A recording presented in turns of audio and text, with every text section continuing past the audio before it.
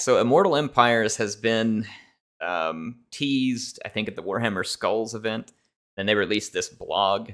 And I haven't gotten a chance to cover this in a video yet. So like I said, I'll probably cut this into a video so that, we can have that going. But in any case, there's a few things in the blog that I wanted to say, and I wanted to tie it in. I made a video not long ago talking about what I thought they should do to help repopulate Warhammer 3, and it was a lot of very basic stuff, really. It's not like I was trying to be Nostradamus there, right? It was, hey, release a huge map, give us lots of new content, new starts, and stuff for lords who need them, revisit potential starts, all that kind of stuff. And I'm excited to say that a lot of that common sense, like I said, this was not Nostradamus type stuff. A lot of that common sense stuff that I mentioned is here, and it's in the blog, and that's good to see. And the reason that's good is because, again, that was very common sense stuff. If CA understands that, then they have a chance of pulling Warhammer 3 together to be what it should have been way back at launch. And I'm excited for that. Better late than never, right? It took them a long time to get Rome 2 to be great, but it was, in the end, a great game. And so I want Warhammer 3 to be the same way. I hate that it wasn't to begin with, but I want it there. And so whenever they do release this, by the way, they said that it would be coming in August, the beta. And what they meant by beta was that there's going to be things in process, like it's not going to be completely finished. That's why they're calling it a beta. But they're going to let everybody play it. Look at this. Access to all 86 Legendary Lords. Holy crap. 86 Lords in campaign. That's going to be pretty freaking awesome. Be'lakor is a Legendary Lord with his own faction. They said dedicated factions for a number of the older Legendary Lords. So Gromby, Gorst, Volkmar, they're all going to be getting their own faction. New starting locations for 29 other Legendary Lords. That means they've been revisiting starting positions, which, again, I mentioned might be a good thing to do, and they're doing it. Improved personal faction mechanics. I don't know exactly what they mean about this, but they say for a selection of older lords, such as Volkmar. I guess we'll learn more about that when the time comes, but they're obviously going to be, making sure that some of these lords have something that's unique enough to them, and I would assume it's got to be based on their start position to a degree as well, right?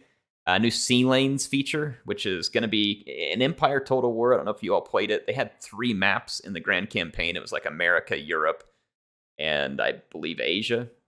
And you could travel between the maps by placing a fleet at the edge in like this sea lane type thing. It sounds like that's what this is, except for the fact that the sea lane traverses from like the western side of the map to the eastern side.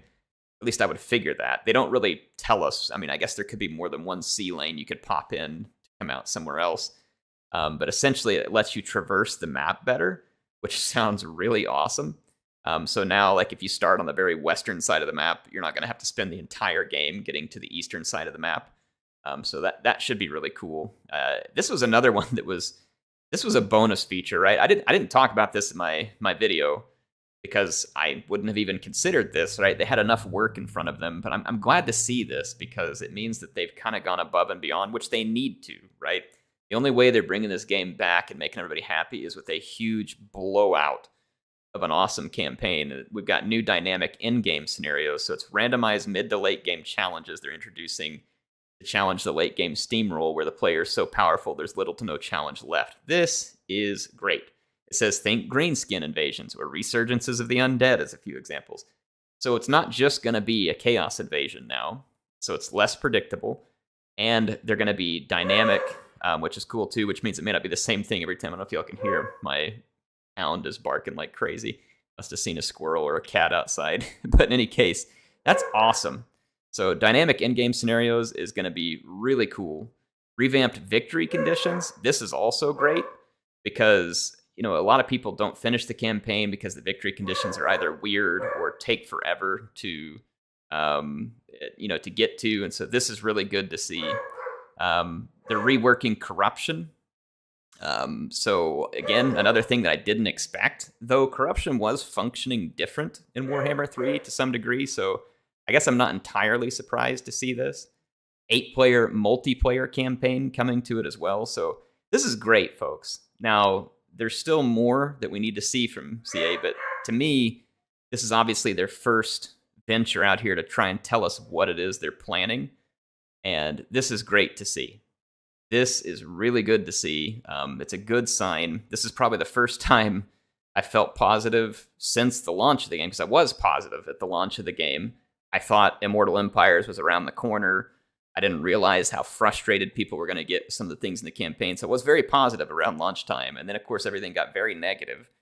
And I'm feeling very positive again, and I'm very excited about it. I don't know what you all think, but I think this is good news, and I think it's something we should probably be excited about. But anyway, there's a basic rundown of what we know so far about the Immortal Empires beta.